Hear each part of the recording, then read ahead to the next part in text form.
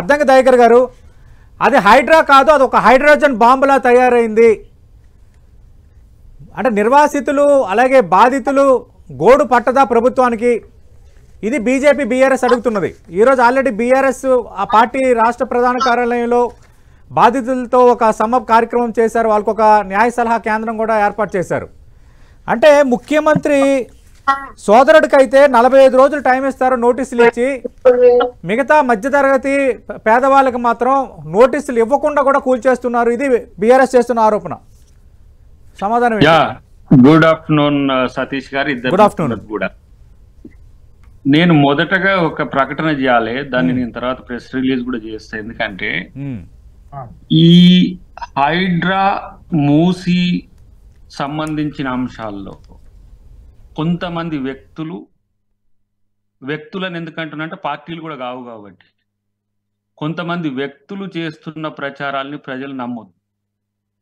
నేను అధికారులకు కూడా మన టెంటివ్ ద్వారా చెప్తున్నా, మీరు నోటీసులు లేకుండా లేదంటే ఇతరత్ర ఏవైతే న్యాయ సంబంధమైన అంశాల్లో హక్కు లేని వాటిని మన ప్రభుత్వ అధికారులు కూడా కూల్చొద్దని చెప్పి నేను వారికి విన్నవిస్తున్నాను. ఎందుకంటే 1-2 వాటిని పట్టుకొని రాజకీయం చేసే రాజకీయ పార్టీల నాయకులు, ఎందుకు నాయకులు అంటున్నా అంటే, ఇప్పుడు ఇటువైపు వస్తే కేటీఆర్ హరీష్ కే సమస్య, అటువైపు వస్తే ఎవరికి ఉంది సమస్య బీజేపీలో ఈటెల రాజేందర్ గారికి, తర్వాత ఇంకా ఎవరు మీకు బయట మాట్లాడేది ఒక 2-3 నాయకులే. సో వీళ్ళు ఏం చేస్తుండ్రంటే హైడ్రాది వేరు మూసీది వేరు. రెండవది ఏంటి, ఒకరిద్దరికి జరుగుతున్న అన్యాయాల్ని మొత్తం సిస్టమ్ ఆపాదించి వేల కోట్ల ఆస్తులను, ప్రభుత్వ ఆస్తులను, ప్రజల ఆస్తులను కొల్లగొట్టేటోళ్ళకు ప్రొటెక్టివ్ మెజర్ గా మారిపోయింది. అది హరీష్ రావు, కేటీఆర్ అండ్ ఈటెల రాజేందర్ లాంటి వాళ్ళు. పేదోళ్ళ విషయంలో మాకు చెప్పండి, ఎక్కడ నష్టం జరిగినా కాంగ్రెస్ పార్టీ కార్యకర్తగా నేను కూడా దాని విషయంలో వాళ్ళ పక్షాన ఉంటా. కానీ దాన్ని పెట్టుకొని ఈ అక్రమార్కులకు మేము కొమ్ము కాస్తామంటే అది ఎంత మేరకు వారికి సమంజసం అనేది ఆలోచించుకోండి. ఇది పార్టీ లైన్ అయితే కేసీఆర్ వచ్చి బయటికి మాట్లాడమనండి ఒక ప్రతిపక్ష నాయకుడిగా, లేకపోతే బండి సంజయ్ గారు ఒకటి మాట్లాడతారు, ఈటెల రాజేందర్ గారు ఒకటి మాట్లాడతారు, రఘునందన్ గారు అయితే నేను సమర్థిస్తున్నా మీరు కూల్చండి అంటాడు. మీకు వ్యక్తిగతంగా ఉండే సమస్యల విషయంలో ప్రభుత్వ నిర్ణయాన్ని మళ్ళీ రేవంత్ రెడ్డి గారికి ఆపాదిస్తారు. రేవంత్ రెడ్డి గారు మున్సిపల్ శాఖ మంత్రి, ముఖ్యమంత్రి, అన్నిటికీ ఆయన బాధ్యుడే. కానీ ప్రభుత్వ నిర్ణయాన్ని డిసెంట్ చేయడానికి ప్రతిపక్షాల్లో ఉన్న కొంతమంది నాయకులు చేస్తున్న వాటిని నమ్మకండి. నిజంగా మీకు సమస్య వస్తే ఒకటి ప్రిన్సిపల్ సెక్రటరీ మున్సిపల్ ఉన్నారు, జిహెచ్ఎంసి అమరపాలి గారు ఉన్నారు, మీకు హెచ్ఎండిఏ సర్ఫరాజ్ గారు ఉన్నారు, ఇంకా ఎవరైనా మీకు కమిషనర్ లెవెల్లో కూడా లోయర్ లెవెల్లో మీకు అన్యాయం జరుగుతుందంటే కంప్లైంట్ ఇవ్వండి. ఇది మీరు మా దగ్గరికి వచ్చి మమ్మల్ని మార్క్ చేసే హక్కు మీకు లేదు అని. ఆ హక్కు ప్రభుత్వం మీకు ఇచ్చేది కాదు, రాజ్యాంగం మీకు ఇచ్చింది. ఆక్రమణ విషయంలో ఎవరు కూడా కంప్లైంట్ రావట్లేదు. కానీ ఇక్కడ మీరు చూడండి దయాకర్ గారు, ఇప్పుడు చెప్పండి, మీరు మంచి ప్రకటన చేశారు, ఒక దాన్ని వెల్కమ్ చేయాల్సిన ప్రకటనే. కానీ ఇక్కడ సమస్య ఏమొస్తుందంటే, ఈ కూల్చివేస్తున్న వాటిలో మెజారిటీ భవనాలు కానీ ఇల్లు కానీ వేరే ఇతరత్ర స్థలాలు కానీ ఆల్రెడీ హెచ్ఎండి అనుమతి ఇచ్చింది, జిహెచ్ఎంసి అనుమతి ఇచ్చిందన్న పత్రాలని బాధితులు చూపిస్తున్నారు ఈరోజు. ఇప్పుడు అనుమతులు ఉన్నా కూడా ఎందుకు కూల్చేస్తున్నారు అనేది మొదటి ప్రశ్న. రెండోది, కోర్టులో పెండింగ్ లో ఉన్న భవనాన్ని అమీన్పూర్లో మీరు ఎట్లా కూల్చేస్తారో మీరు అటెండ్ కావాల్సిందేనని హైకోర్టు నేరుగా హైడ్రా కమిషనర్ రంగనాథ్కు తాకీదులు జారీ చేసింది. ఇప్పుడు సోమవారం ఆయన హాజరు కావాల్సి ఉంది కోర్టుకి. ఒకటి సతీష్ గారు చాలా స్పష్టంగా హైడ్రా కూల్చివేతల మీద అధికారులు గాని రంగనాథ్ గారు గాని ఎలాంటి తొందరపడి నిర్ణయాలు తీసుకున్న కోర్టు ఉంది, మీరు ప్రతిపక్షాలుగా మీరు మాట్లాడే హక్కు ఉంది. రెండవది మూసి, ఇది డిఫరెంట్. మళ్ళీ దీన్ని హైడ్రాక్ కలపకండి. తర్వాత దురాక్రమణలకు సంబంధించి హైడ్రాక్ సంబంధం లేదు, ఏది అది వేరే, ఏది encroachment of land, government lands అది వేరే. ఇక్కడ వీటిని కలగా పొలిగా కలిపి ఇప్పుడు మూసీకి సంబంధించి ఒక 20,000 పైచిలకు ఏమంటారు అక్కడ ఏంది మూసి పరివాహక ప్రాంతంలో ఉన్నారు, దాన్ని 2,000 పైచిలకు ఇండ్లు, వాళ్ళకి సంబంధించి పునరావాసం ఏంది, దాని మీద ఒక సర్వే జరుగుతున్నది, ఇంకా వాటికి కూల్చివేతలు మొదలు కాలే. ఎక్కడనో కుకట్పల్లిలో ఒక పెద్ద చచ్చిపోతే అది ఈ కూల్చివేత వల్లనే అని చెప్పి ప్రచారం చేస్తారు. ఇప్పుడు వీళ్ళ సోషల్ మీడియాలు కానీ వీళ్ళ వ్యక్తులు కొంతమంది చేస్తున్న వాటి ప్రచారాల్లో ప్రభుత్వాన్ని అబాస్ పాలు చేసే ఒక కుట్ర జరుగుతున్నది. నేను అంటున్నా ఎక్కడెక్కడ ఇప్పుడు నేను కొన్ని ప్రాంతాలను కూడా నేను ఐడెంటిఫై చేసి వాళ్ళు నాకు ఫోన్లు చేస్తే కూడా చెప్పి ఎవరు మన తుంగతుర్తి వాళ్ళు సూర్యాపేట వాళ్ళు అక్కడక్కడ కాలనీలో ఉంటారు, నాకు ఫోన్ చేస్తే అక్కడ మీకు ఎవరన్నా వస్తే నాకు చెప్పండి, నేను ఆ అధికారితో మాట్లాడతాను కూడా చెప్పిన. ఎందుకంటే పేదలు ఎవరెవరైతే ఎక్కడెక్కడ బతకడానికి వచ్చి ఎక్కడ వాళ్ళకి తెలియదు, ఆ భూములు కూడా తెలియదు, అక్కడ గుడిసెలు వేసుకుంటూ ఒక 20 సంవత్సరాల నుంచి అక్కడనే ఏంటిది ఆ ఎల్లమ్మ బండ లేదంటే బీరంగూడ నుంచి ఇటు మొదలు పెడితే చాలా బస్తీల్లో ఉన్నారు వాళ్ళు. ఆ బస్తీలను ఎవరేం ముట్టుకోవట్లేదు. చెరువులకు సంబంధించిన అంశంలో హైడ్రా పట్టించుకుంటున్నది. మూసీది వాళ్ళు కంప్లీట్ గా ఎంక్వైరీ చేస్తున్నారు, ఇంకేం కూల్చివేతలకు రావట్లేదు. కాబట్టి ఒక్క ఉదిటిన వీళ్ళు వ్యక్తులుగా ఎందుకు ఈ మాట అంటున్నా అంటే మీ పార్టీ విధానం అయితే వర్కింగ్ ప్రెసిడెంట్ గా కేటీఆర్ గారు మాట్లాడుతుంటారు కదా, ప్రతిపక్ష నాయకునికి ఎందుకు లేదు? ప్రతిపక్ష నాయకుడు సమర్థిస్తున్నట్టు అది. ఒకవైపు రఘునందన్ గారేమో ఆహ్వానిస్తారు, ఈటల రాజేందర్ గారేమో హరీష్ రావు మాట్లాడుతున్నారు. గతంలో కేటీఆర్ మాట్లాడారు, వాళ్ళు బీఆర్ఎస్ నేతలే కదా. బీఆర్ఎస్ నేతలే అయితే నేను అంటున్నా బీఆర్ఎస్ నేతలకు సంబంధించిన వివరాలు నేను చెప్తా వినండి. కొంతమంది దాన్ని ఆహ్వానిస్తున్నారు బయటికి చెప్పకపోవచ్చు కాక, ఇది మంచి జరుగుతున్నదని. వాళ్ళ పేర్లు నేను బయట ఎందుకు చెప్పాలని అబాస్పాలు చేయాలి? వేల కోట్ల రూపాయల భూములు ఆక్రమించుకుంటూ వాళ్ళకి మధ్యదారుగా ఉంటుండ్రా మీరు? పేదల కోసం కొట్లాడితే అరే మీరు అంటున్నారు మేము కట్టిన ఇండ్లు ఇస్తున్నాం అంటారు, మరి ఎట్లా అంటున్నారు?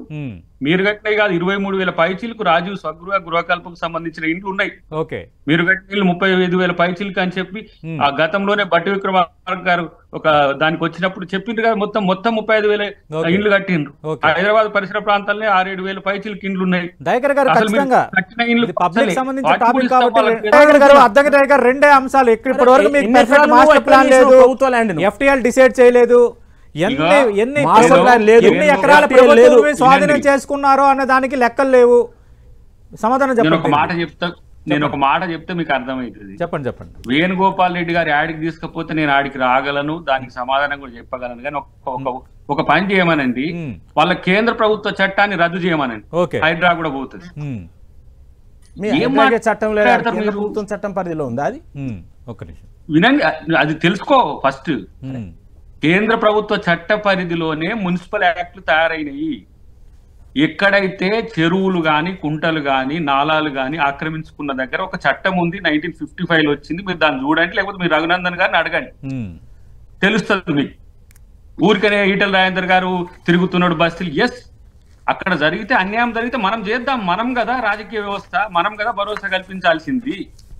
ఇక్కడ అన్యాయం జరిగిందని చెప్పండి, చేద్దాం. అది ఆల్టర్నేటివ్ గా ఉన్నాయని కూడా చెప్తున్నాం. అవసరం అయితే ORR టు RRR మధ్యన దాదాపు నేనే ఒక సూచన లాంటిది నేనే ఒకటి చేయబోతున్నా వాళ్ళకి. ఎందుకంటే 1000 ఎకరాల భూదాన్ ల్యాండ్, అసైన్మెంట్ ల్యాండ్ కూడా ఇప్పుడు ఖాళీగా ఉన్నాయి. అక్కడ ఉన్న వాటిలో బస్తీలో ఉన్న వాళ్ళకు కూడా అలకేట్ చేసి ఎవ్రీ 2 కిలోమీటర్స్ 10 ఎకర్స్ 20 ఎకర్స్ చేసి ఒక ప్రతిపాదన కూడా ఉన్నది. కాబట్టి హైదరాబాద్ ను రేపు వరల్డ్ క్లాస్ సిటీగా చేయడానికి చేస్తున్న ప్రయత్నంలో ఇది ఒక చిన్న వ్యతిరేకత వచ్చేదైనా కూడా, మున్సిపల్ ఎలక్షన్స్ ఉన్నా కూడా ప్రభుత్వం నిర్ణయం తీసుకున్నదంటే అర్థం చేసుకోండి మీరు. రెండోది నేను అంటున్నా, మీరు అంటున్న వాటిలో FTL ఏంది, బఫర్ ఏంది, ఒక నోట్ రాసి ఇవ్వండి. మీరు ప్రిన్సిపల్ సెక్రటరీ గారిని కలుస్తా అంటే నేనే మాట్లాడుతూ వారితో పోయి కలిసి ఇవ్వండి, ఇది తప్పు సార్ అని చెప్పి ఈటల రాజేందర్ గారు మీరు పోండి. కానీ మీరు ఏం చేస్తున్నారంటే టీవీలలో మాట్లాడుకుంటూ ఆ ప్రభుత్వం అంత తప్పు, ప్రభుత్వం పనిగట్టుకొని మాకు చెడ్డ పేరు వచ్చే తప్పు పని చేయాల్సిన అవసరం ఏం అమగత్యం పట్టిందండి? నాకు అర్థం కాదు. మీరు చేస్తున్న ప్రకటనలో వ్యాలిడిటీని కన్సిడర్ చేస్తున్నాం కదా. ఇప్పుడు శ్రీధర్ రెడ్డి గారు మాట్లాడిన కొన్ని అంశాల్లో ఎస్, ఎక్కడెక్కడైతే మిస్టేక్స్ జరుగుతుంటాయో మిస్టేక్స్ దగ్గర అధికారులకు నోటీసులు కూడా పోతున్నాయి. ఆ విషయాలు మీకు తెలియవు.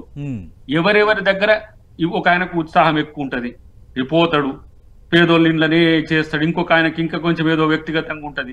వీటిని మనము ప్రభుత్వానికంటే కూడా వాటిని నివారించడానికే మీరు చేస్తున్న ప్రయత్నం అనే మేము అనుకుంటాం. అది బీఆర్ఎస్ చేసినా ఇది చేసినా. నేను ఎందుకు బీఆర్ఎస్ మీద నేను ఇదే పదే అంటున్న కేసీఆర్ వైఖరి ఎందుకు అంటున్నా అంటే 27,000 ఆక్రమణలు ఉన్నాయని చెప్పింది కేసీఆర్. మరి ఎందుకు కేసీఆర్ మాట్లాడట్లేడు అంటే కేసీఆర్ మాట్లాడాలన్నా మీకు కేటీఆర్ సరిపోడా, ఇక మీకు ఇంకా హరీష్ రావు సరిపోడా అని అంటాడు మా శ్రీధర్. నేను అంటున్నా ఆయన ఫస్ట్ టైం ఆయన బుల్డోజర్ ను పెట్టింది కేసీఆర్ గారు ఓకే. వారి ప్రభుత్వంలో. ఓకే. అప్పుడు మున్సిపల్ శాఖ మంత్రి మరి మన కేటీఆర్ ఉన్నాడో మరి ఎవరున్నారో అప్పుడు నాకు తెలియదు. ఆయన కన్వెన్షన్ మీద ఫస్ట్ హైడ్రా లాంటిది పెట్టింది ఆయన మున్సిపల్ చట్టాలు. మన శ్రవణ్ గారే ఆ రోజు కాంగ్రెస్ పార్టీలో ఉన్నప్పుడు నేను మేనిఫెస్టో కమిటీ చైర్మన్ గా దామోదర నరసింహ గారు, మెంబర్లుగా మేము ఉన్నాం, మరిశేష్ రెడ్డి గారు వైస్ చైర్మన్ గా ఉన్నారు. ఆ హైడ్రా లాంటిది రావాలని మా మేనిఫెస్టో పెట్టింది మేమే, మీ మేనిఫెస్టోలలో కూడా ఉన్నది, టిఆర్ఎస్ కూడా అది అన్నది. ఇలా పేదల కోణం నుంచి మనం ఆలోచించాల్సిన అవసరాన్ని నేను ఎప్పుడు కూడా తిరస్కరించాను. నా పార్టీని సైతం కూడా నేను అది ఈ విషయాల్లో నష్టం అద్దంకి దయాకర్ తిరస్కరించారు, కాంగ్రెస్ పార్టీ తిరస్కరిస్తుందా లేదన్నది కదా. ఇప్పుడు కాంగ్రెస్ పార్టీ ఇచ్చే భరోసా ఏంటి బాధితులకి? నేనేమంటున్నా 30,000 కాదు, ఇంకా 1,00,000 ఇండ్లైనా కట్టించి ఇవ్వచ్చు పునరావాసానికి సంబంధించి. మూసీ ప్రక్షాళన ఒకటి, అది వేరు. హైడ్రా మాత్రం అక్రమార్కులకు సంబంధించిన అంశాలు సీరియస్ గా ఉంటది, పేదల పట్ల మాత్రం అది కూడా మాట్లాడదాం. వేణుగోపాల్ గారు ఒక్క నిమిషం. చట్ట ప్రకారం మీ వైపే 100 తప్పులు ఉన్నాయి, ఎదుటోడు ఒక తప్పు చేసి ఉదాహరణలు ఇబ్బంది పెట్టడం అది కరెక్టేనా అంటున్నారు. రెండోది ఇందాక శ్రీధర్ రెడ్డి గారు కూడా మెన్షన్ చేసిన అంశం అంటే పెద్దవాళ్ళవి చాలా పేర్లు వినిపించాయి, చాలా సోషల్ మీడియాలో ట్రోల్ అయ్యాయి స్థలాలు, తర్వాత జియోగ్రాఫికల్ గూగుల్ మ్యాప్స్ తో పాటు. వాటి జోలికి ఎందుకు పోలేదు అన్న ప్రశ్న ఎక్కువగా వినిపిస్తోంది. ఆ పెద్దవాళ్ళ ఎవరో వాళ్ళ వివరాలతో హైకోర్టుకు బొమ్మని రాజు వాళ్ళని పోయి వీళ్ళని కూలగొట్టమని చెప్పమని ఇప్పుడు పేదోళ్ళ పక్షాన నిలబడుతున్నారు కదా. పెద్దోడు అవినీతి పరుడైతే ఎందుకు పోయి మరి వాళ్ళు కొట్లాడతలేరు? ఎట్లనండి నాకు అర్థం కాదు. మీరు పెద్దల జోలికి ఈ 10 సంవత్సరాల్లో చేసిన అక్రమ నిర్మాణాలే కదా ఇప్పుడు వచ్చింది సమస్య. ఇష్టం వచ్చినట్టుగా పర్మిషన్స్ ఇచ్చింది ఎవరు? 10 సంవత్సరాలు ఎవరు అధికారంలో ఉన్నారు? ఇవాళ మేము 9 నెలల్లో వచ్చి ప్రక్షాళన కొరకు ప్రయత్నం చేస్తే మీరు ఇచ్చిన అక్రమదారులను మీరు కాపాడడానికి చేస్తున్న ప్రయత్నంగా కనిపిస్తుంది తప్పితే పేదల పక్షాన్ని కొట్లాడినట్టు కనపడతలే. నీకు పేదోళ్ళ మీద అంత ప్రేమ ఉంటే, నేనేమంటారు ఒక నిమిషం, పేదోళ్ళ మీద అంత ప్రేమ ఉంటే నువ్వు ఎందుకు ఇండ్లు కట్టి ఇవ్వలేదు, కట్టినవి ఇవ్వలేదు? ఇలా మీరు తగుదనమ్మా వచ్చి పేదల పక్షాలను కొట్లాడదామని అంటారు. 1,00,000 ఇల్లు కట్టి ఉన్నాయి ఇప్పుడు హైదరాబాద్ లో, ఒక్క ఇల్లు పంతలే. మీరు చూడండి జేఎన్ఎన్ఆర్ఎం కింద ఏ బస్సులు ఎన్ని ఉన్నాయో. అంటే ఇప్పుడు మీరు పంచుతున్నవి మా హయాంలో నిర్మించినవే కదా అంటున్నారు శ్రీధర్ రెడ్డి గారు. ఒక నిమిషం బ్రదర్, నేను ఒక మాట చెప్తా వినండి. నేనేమన్నా పెద్దోడు ఎవడో, ఆ బలిసినోడు ఎవడో, వాని ఇల్లు ఎట్లా కట్టిండ్రు, వానికి ఎట్లా ఇష్టం ఉందని చెప్పి వీళ్ళు కోర్టుకి ఎందుకు పోరండి బీఆర్ఎస్ బీజేపీ? అంటే మేమే ప్రక్షాళనకు చేయాలి, మీరు తప్పులు చేస్తారు, మేము ప్రక్షాళన చేస్తుంటే అడ్డం పడతారు. కోర్టుకు అంటే మీరు ఉన్నారు కదా, కేంద్ర ప్రభుత్వం ఎవడు ఉన్నాడు,